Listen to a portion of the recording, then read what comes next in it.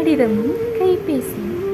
அந்த காலத்துலலாம் உறவினர்களோ இல்லை காதலர்களோ தங்களுடைய உணர்வுகளை கடிதம் மூலம் தான் பரிமாறிக்கொள்ளுவாங்க. அதுக்காக காத்துக்கிட்டு இருப்பாங்க. ஆனால் காலத்தில் எவ்வளவோ இப்போ மாற்றம் வந்துருச்சு. கைபேசி வந்துருச்சு, கைக்குள்ளே அடக்கி கொள்ள வேண்டியது வந்துருச்சு.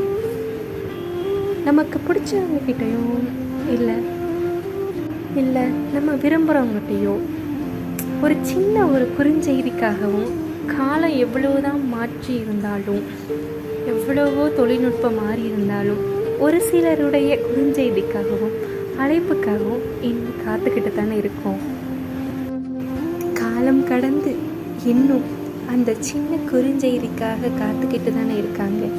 அப்படி நீங்கள் யாருடைய குறுஞ்செய்திக்காகவோ இல்லை அழைப்புக்காகவோ காத்துக்கிட்டு இருந்தால் கமெண்ட்டில் சொல்லுங்கள்.